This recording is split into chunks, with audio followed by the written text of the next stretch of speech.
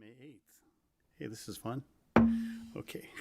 I'm not usually the chair, so I don't get to play with this very often. So, all right. I think I'd like to start with the land acknowledgement today. I'd like to speak it. Are you in the mood? Close enough that you're hearing yourself through the speakers. Okay. Would you like to do it? Commissioner Freitas is going to do the land acknowledgement for us. Okay, so the City of Eureka's land acknowledgement reads, the land that Eureka rests on is known in the Wiyot language as Jarujiji. Past actions by local, state, and federal governments removed the Wiyot and other indigenous peoples from the land and threatened to destroy their cultural practices. The City of Eureka acknowledges the Wiyot community, their elders, both past and present, as well as future generations. This acknowledgement demonstrates the city's commitment to dismantle the ongoing legacies of settler colonialism. Thank you, Commissioner Freitas. Appreciate it. All right, let's have a roll call. Commissioner Meyer, Commissioner Benson, Present. Commissioner Freitas, Present. Commissioner Lazar, Here. and Commissioner Kraft. Okay, we have 3 out of the 5, so we do have quorum to make votes tonight. Let's have a salute to the flag. Commissioner Lazar, will you mind leading us in that? I pledge allegiance to the flag of the United States of America and to the republic for which it stands, one nation, under God, indivisible, with liberty and justice for all.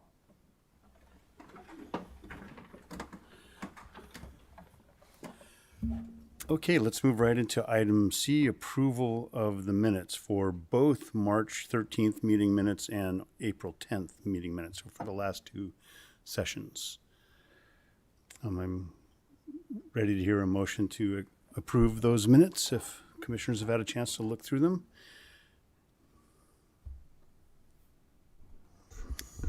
Yeah, I'll move that we approve the minutes for the March 13th and April 10th meetings.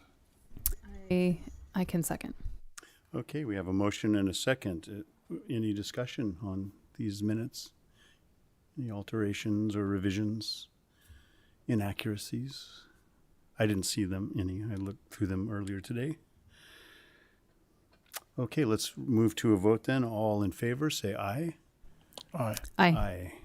Motion carries. Oral communications.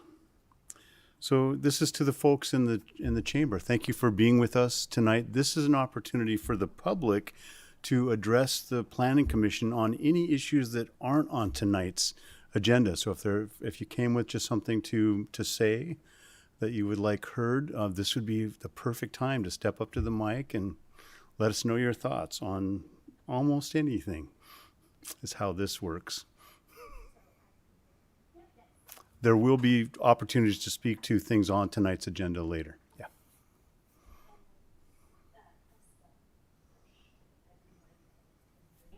And then you can bring that down so that it's at your height. Thank you for your help towards me. Oh, no, There's not too many people in here. Hi, my name is Natalie Treat. I've been in Eureka since '71. And Eureka has changed a lot. Some for the good and some for the bad. The generation under us are, excuse me, but they are slobs. We have paper all over. I don't know if it's the garbage people. It is some of the car. When they lift it up, the wind blows it. You know, it just goes on and on. I'm here. I know the government wants us to build apartments. That's true. But the government doesn't say to turn your garage into a living quarters. And it's not for mother-in-laws. It's people like me and you and our children. So I am surrounded by it. And I do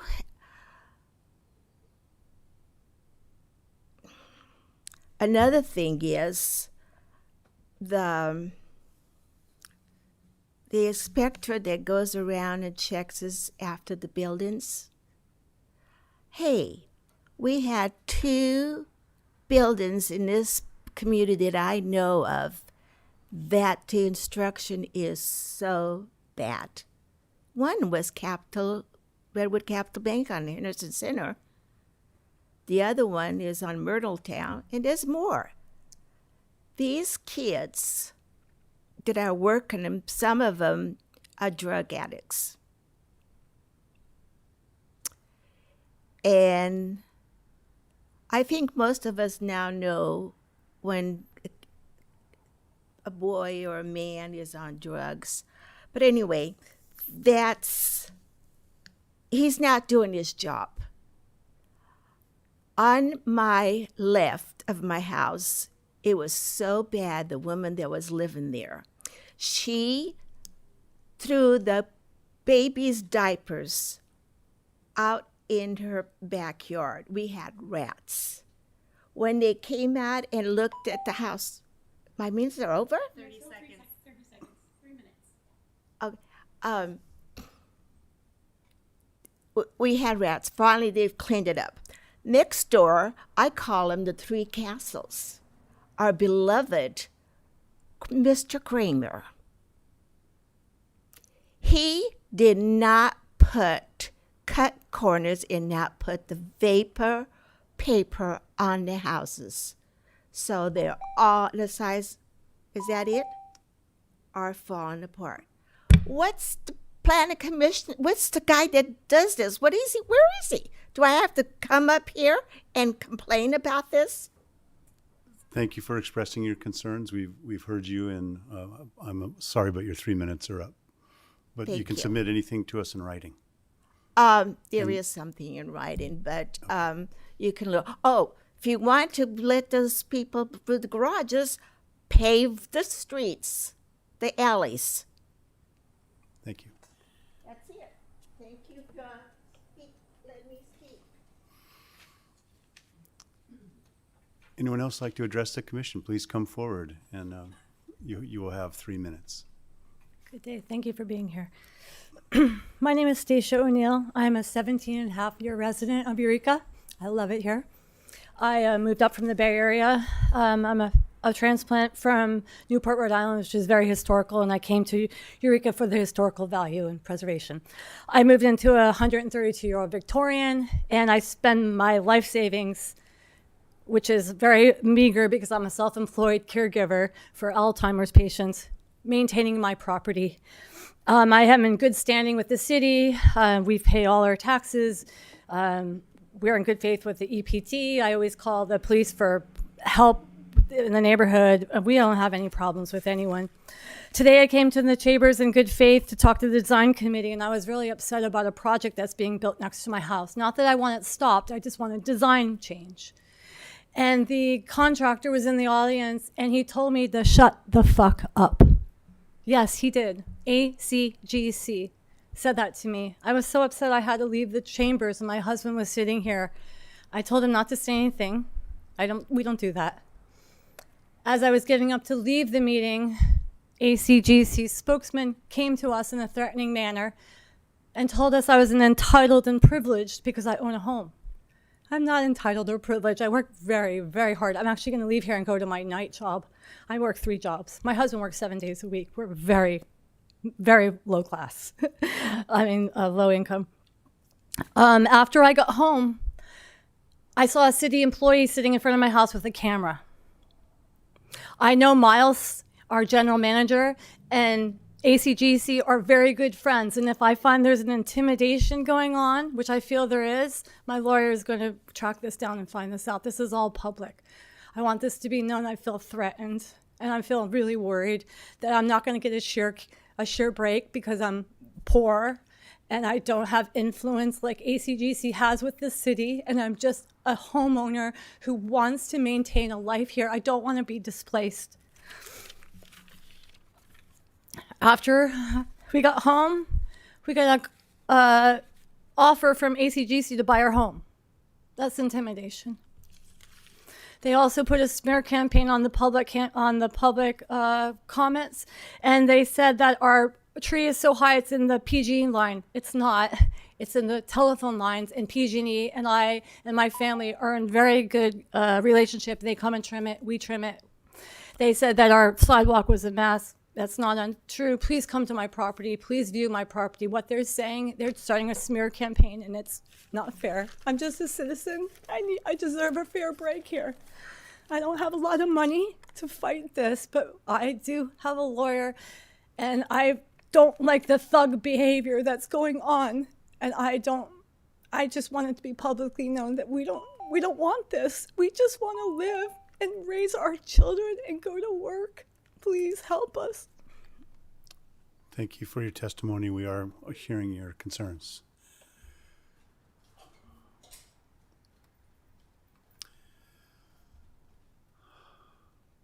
Anyone else like to come forward? Okay, let's move to there's nothing under item E, and we're moving into item F, public hearings. The hard drive cyber lounge, we'll be hearing a staff report on that. Correct. That's Senior Planner Savage.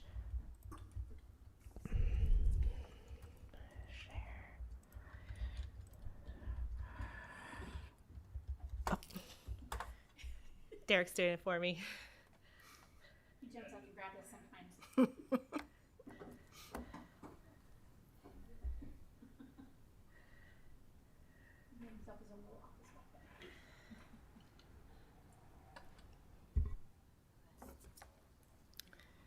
Good evening, Commissioners.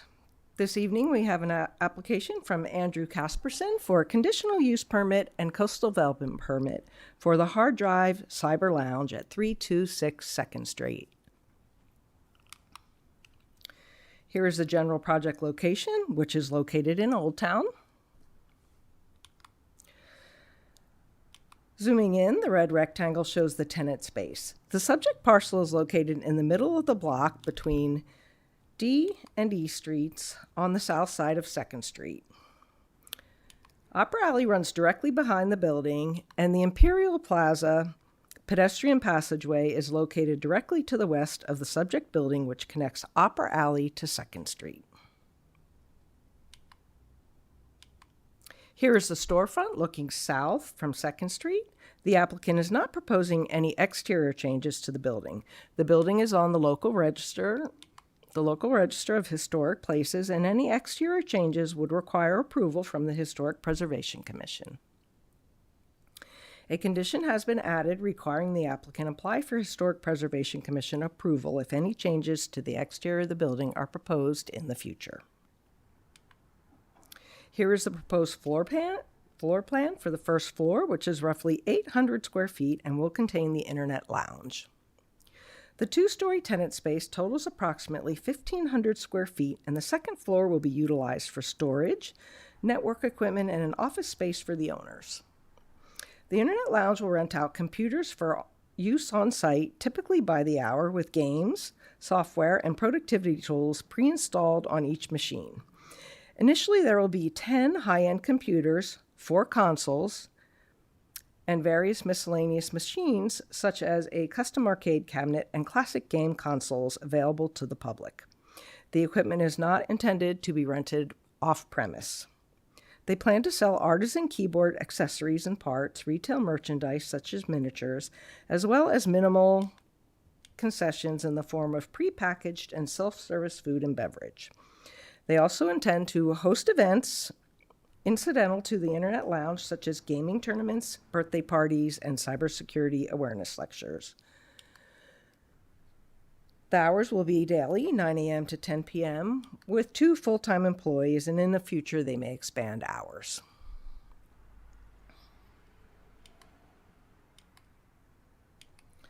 The site has a core retail commercial land use designation, is zone waterfront commercial, and is located in the coastal zone. The conditionally permitted use also requires a coastal development permit. Internet lounges in the CW zone district are not listed as either a principally permitted use or conditionally permitted use. However, Eureka Municipal Code allows for any other use which is determined by the Planning Commission to be similar to the listed permitted or conditional uses in the CW zoning district and which conforms to the policies of the land use plan may be permitted with a conditional use permit. In making such a determination, in addition to the findings prescribed in Article 24, the Planning Commission must find the use has the same essential characteristics as a permitted or conditional use. The use conforms to the purposes of the CW Waterfront Commercial District. The use will not create significantly more vehicular traffic or congestion than associated with permitted or conditional uses. And the use will not negatively affect recreation or visitor serving facilities and coastal dependent uses. And the Internet Lounge meets the above listed criteria as a conditional use. Hence, we are here for the conditional use permit. Finally, a condition has been added to ensure the space will remain inviting and visually interesting from the street. The condition requires the Internet Lounge to maintain and utilize the transparent ground floor storefront during operating hours to support an active and engaging pedestrian environment on 2nd Street, including by ensuring at least 75% of the total glass area remains transparent and free of signage to promote use into the business, and prominently displaying visitor-serving aspects of the business so that they are highly visible to pedestrians on 2nd Street, such as by maintaining inviting window displays that include goods sold on site or by prominently displaying gaming stations open for walk-in customer use. As conditioned, the proposed use will be consistent with the core retail commercial land use designation in waterfront commercial zoning.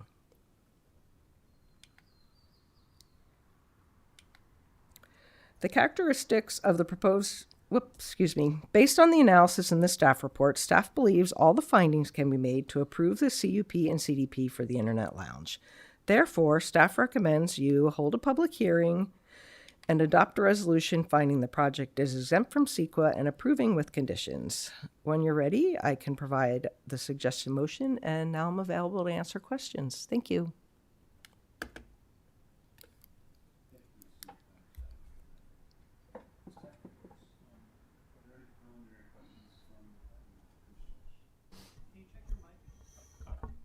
Thank you, Derek. The Wizard of Oz behind the curtain has told me to turn on my mic. Thank you for your planning report, Senior Planner Savage. I'm turning it over to the commission for any preliminary questions we may have. I just had one about the hours of operation. You said they may expand in future, but they already seemed like they'd be open pretty much all day, every day. So would it be into the evening? Have you They would gotten expand into the evening and have talked, and they can answer more questions later, but have talked about potentially going 24 hours a day. Okay, yeah, I would definitely be curious to hear more about that. Thank you.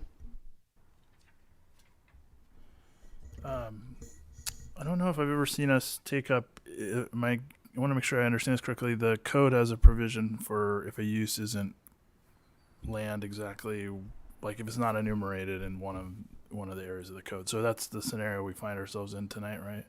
Correct.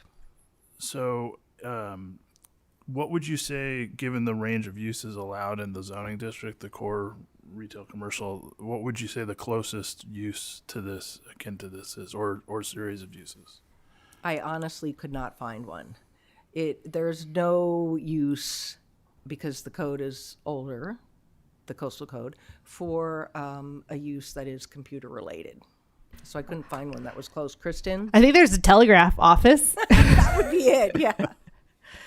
But is there anything related to like lounges or offices or cafes? I'm assuming those things or some of those are listed uses. Offices would be a conditional use. Cafes would be a principally permitted use in that area. Okay, yeah, because that's at least helpful in my mind as a similar type of gathering space, even if, computers are the real reason people decide to come there as opposed to croissants or whatever, you know. Meeting halls are also a conditional use. Great. Yeah, that's helpful. Thank you. Thanks. Okay, let's turn it over to the public for public comment on this project. If you'd like to comment on this, step up to the mic, and you've seen the drill. You get 3 minutes to give your comments. Hello, my name is Catherine Ziegler. I am one of the co-owners of this business. Sorry for expanding into new territory, y'all. But we thought that given the nature of Eureka, that an internet cafe would be the best choice to help students expand. Instead of having to use like libraries and things, if they want more sophisticated software or somewhere to be, there isn't really anywhere to be for students except for cafes. And there isn't anything tech related in cafes necessarily besides Wi-Fi, at least in most of the cafes that we've observed around here.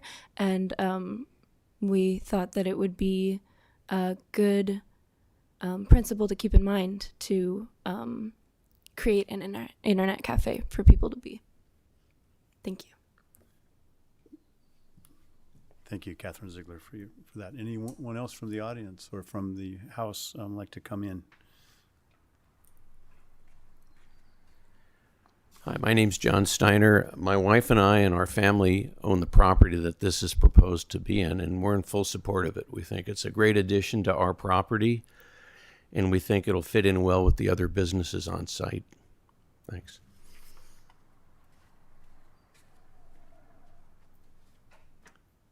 Any other public comments? Anyone online wish to comment on this project? Not seeing anyone. Okay, seeing no one in the chambers and no one online, turn it back to the commission for discussion. I'm wondering if someone representing the project would be willing to come and speak to the potential of expanding the hours. What kind of the phased approach would be for that. That would be helpful. Thank you. Hello again. We don't really have a planned approach to expanding hours. We were hoping to work with the city when the time comes to expand to potentially 24 hours. We've observed that the only places that are really open until like 2 a.m. are bars and people that are underage that are also still students or just general members of the community don't really like to attend bars or can't legally attend bars. So there isn't really too much of a plan yet. And we were hoping actually to work with everyone here to accommodate that.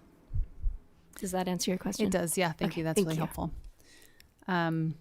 Yeah. Way back in the day when I worked at the city of Eureka, there was a project called Next Generation Eureka where staff was trying to understand what local youth kind of wanted from their community, and having a place to go after hours was one of the main things that I remember hearing, in addition to, needing more jobs and more places that felt safe for young people and students. Just having things to do and places to be was a real outstanding issue, because Old Town Coffee and Chocolates, I think, is the only place open in Old Town if you want somewhere to go and you can't legally go to a bar. So from that perspective, I think it definitely makes sense to provide something later in the evening, a safe place for people to go. So thank you for answering that question. Yeah, I really like that this project has place for youth to go and people of all ages, but particularly youth, and that there's, modest food service, because I'm a little bit familiar with the gaming community and people hours and hours can go by. And so I think it was a germane question about expanding hours, because sometimes people get lost in the gaming world and suddenly it's 2 a.m. and how did we get here? And so it seems like it's tough to shut down operations if a game is not completed on time. So it'll be interesting to see how that evolves and what the need for that is as your business as that business evolves. I'm also a little curious about there being any kind of cut rates for unhomed folk who don't have a lot of access other than the library downtown. to get online, for needs that they have. I know Betty Chin Center and some other places offer some computing resources for jobs and Social Security and other kinds of, SSI and many needs that unhomed folk have to connect. And I'm curious about that use. It's so close to St. Vincent's. I wonder if that will end up being fill part of that need and what some of those concerns might be, in terms of clientele, et cetera, and security and all that. And I'm not making assumptions that the unhomed are less safe than other people, but there's sometimes issues, as we note. Anyway, these are really not questions for Catherine Ziegler at this moment, but just thoughts, when thinking about this kind of a resource, being downtown. But I really support this kind of a business occurring, and it seems consistent with code and the general plan, and can be permitted. Thank you. Yeah, I had a question about one of the conditions in the resolution, the window display. It seems like we've seen similar language in some proposals. I think maybe the realtor's proposal had something kind of akin to this, and I guess I'd be interested in seeing kind of what the genesis for that is, or kind of the thrust of what we're trying to achieve. With the offices that have gone in as conditional uses, we've actually had a condition that's required them to have something that's visitor serving in the front. So for instance, the Second and E, the corner of Second and E, that new building, it has a corner first floor office, and they have to have an art gallery or some other principally permitted use in the very front. That seemed overkill for this project because the project has a lot of visitor serving elements to it. It generates foot traffic. It, people off the street could come in, a visitor could use the internet. And so the only concern with it, the big finding in CW is how it's going to impact the visitor serving dynamic. And the only concern is if, for instance, they covered their windows completely, like they'd really have this beautiful transparent storefront. And so we felt like that was the one thing that we wanted to make sure was maintained. Yeah, and it's sort of baked into the building's design, those elements, those bays that have the, highly visible windows. So it does seem, while the use is, utilizing the space fairly effectively, that's one element that doesn't really dovetail with the type of use, but integrating that in some way, however forced, is, I think it makes sense to some extent. It was a tricky condition to figure out how to craft because I think there's two different ways to have interest in your window. You can have a window display like artwork, or you can see what's happening through the window. Like if you have a restaurant and you have a table right in the window and you can watch people eating, so we tried to say like either or both is fine, just like an activity or a display. Yeah, I know there was one when I lived in Arcata on 11th Street. There was a facility in the K Street neighborhood that had, I think it was for gaming, and it kind of had a similar kind of quality to it. And it really wasn't inviting from the outside. It was fairly private, to the extent that I lived right next to it, and I have no idea what it was like inside there because there was no windows. So. I just was curious about what we were trying to achieve there. But otherwise, I think that, we have a lot of vacant property in Old Town right now. We need to use these buildings or we lose them, and finding ways to adapt them to uses that can fit without creating nuisance is important. So I'm supportive in that regard. Okay. Senior Planner Savage, could we see that suggested motion back up? Oh, that's me. Okay. Or Director Kenyon. I can make the motion. I move the Planning Commission adopt a resolution finding the project is exempt from CEQA and conditionally approving a conditional use permit and coastal development permit to allow an internet lounge use at 326 2nd Street. I'll second that. Any further discussion? Okay, let's move it to a vote. All in favor, say aye. Aye. Aye. Any opposed? Any abstentions? Motion carries. Thank you for doing business in Eureka. Lovely to see young people investing, and I'm making an assumption maybe a woman-owned business too, which is awesome. So good luck. Uh-huh.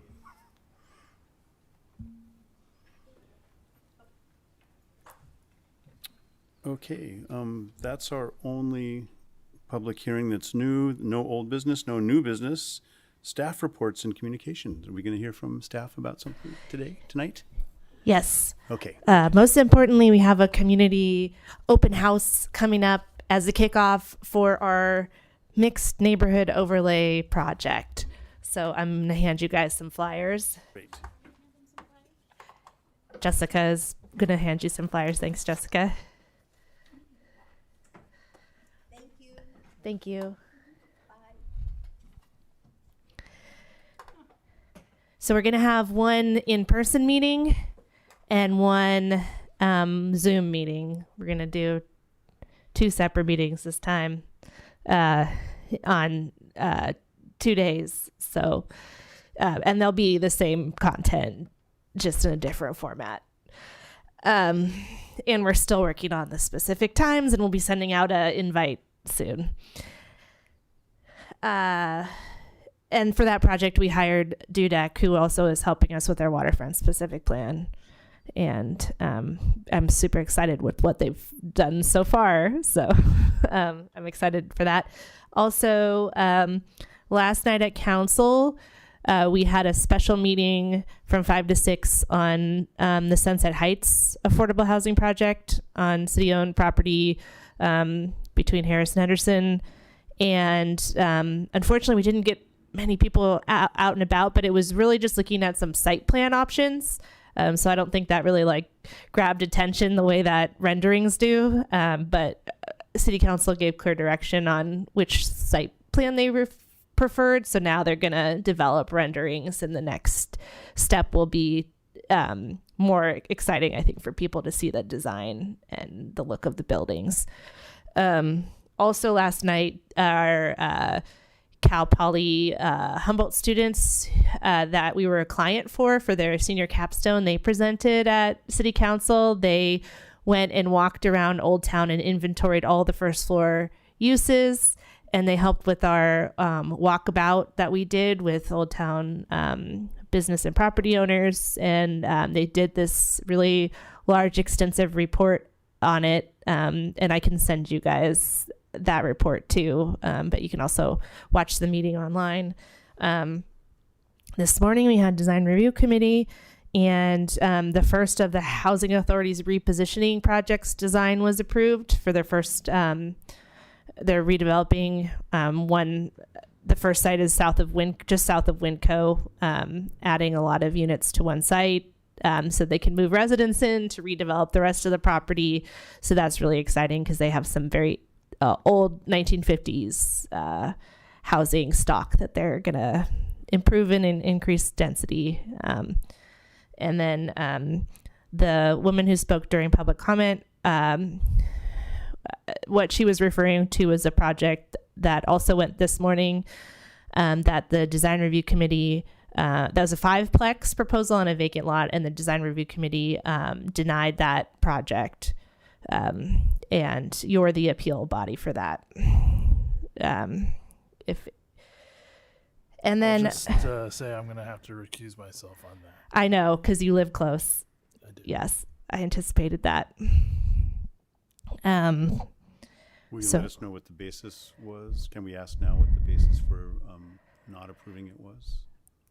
I'm not prepared to eloquently state it, so but you all can watch the meeting on our, and then, what else did I want to tell you? Oh, we're trying to think of creative ways to get more input for our neighborhood naming project. So if anybody has any ideas, we'd love to hear them. We recently went and talked to some AP U.S. history classes at Eureka High, and some of them are working on getting more feedback for us. But it might be time soon to move to the next stage where we just propose neighborhood names and maybe we'll elicit more responses then. West Coast outpost story. That's what you need. Yeah. That's what'll get you the traction. We'll call them. Can you mention, just out of curiosity, some of the candidates that you can remember? Oh my gosh. There's lots of good ones. My favorite is Harrison Fjord for Harrison Street. Okay. Also, we're working on a new MOU for the Earth Center, hopefully coming to council soon. So hopefully that project will be moving again. And we had a representative of HCD present on the Housing Accountability Act and Housing Crisis Act and how it impacts our local decision-making processes around housing. And that was really informative. And he supplied his PowerPoint, so we're thinking maybe we could do a short presentation for you all on those two acts at some point soon. Has anyone ever invoked the Housing Accountability Act on a project? In what sense? Well, where you have to prompt the decision maker to make very specific findings to deny or approve. Like there's, kind of it narrows the arguments that have to be made by the decision maker to deny a project. Yeah, that's a good question. That's where he has the I think it's the 80% moderate or the certain number of very low. No, we haven't had somebody propose anything. Yeah. And we haven't had somebody ask for the streamlining either. I think that's all the updates I was going to tell you all about. So lots of housing related stuff. Thank you very much, and I'd be very interested, for one, to hear a report on the Housing Act. Yeah, that'd be great. Get more information about that. Okay. I just had one quick announcement. Please do. I just wanted to let folks know that it's Bike Month in the month of May, and it's particularly, I think, a good year for Eureka in that we have the implementation of the H&I Street bicycle infrastructure that is already starting to be used. I used it to ride to my planning commission meeting for the county on last Thursday, and it was extremely convenient. And my office fronts on H Street, and I'm starting to see people starting to see an uptick in the use of the infrastructure. So yeah, it's for the whole month, and trying to at least get out on Bike to Work Day, or at least 1 day or 2 days during the month would be great. Celebrate some of our improvements in bicycle and pedestrian infrastructure. Commissioner Lazar, what day is Bike to Work Day this year? I can look it up if you don't have it off the top of your head. Yeah. Well, that's a perfect transition to letter J, other reports and communications.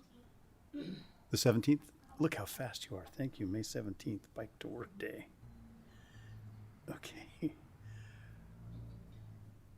Okay, well, I have just a very short report. The County of Humboldt, as many of you probably read or know, received a grant to take a large contingency of Humboldt County folk, from tribes to city managers, to harbor commissioners, to economic developers, et cetera, back east to look at offshore wind development out there at the Vineyard development in New Bedford Harbor, and also offshore off of Nantucket Island. And I was able to go and had many, many questions, and it was Miles Slattery, the city manager, also attended, and it was very informative.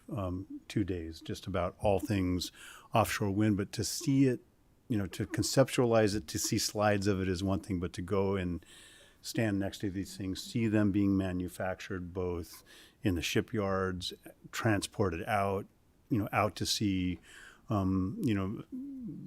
talking to community people involved in it, talking to tribes impacted by it. It was really great to see what some of the pitfalls were and you know the advantages and disadvantages from the perspective of the community. It's not welcomed by everyone. You know, it wasn't in our reports, but I did go down to the docks and I saw a number of boats with, you know, an offshore wind symbol with a circle and slash through it, and you know, so not unlike what we're experiencing here. And I had, you know, we all had lots of questions about economic development part of it, about the manufacture, about operations and maintenance, about supply chain, about how these things get recycled and repurposed and reused, and longevity, and you know, all kinds of stuff that I won't go into in any detail right now. But we'll certainly be talking more about that at the Harbor Commission if you want to.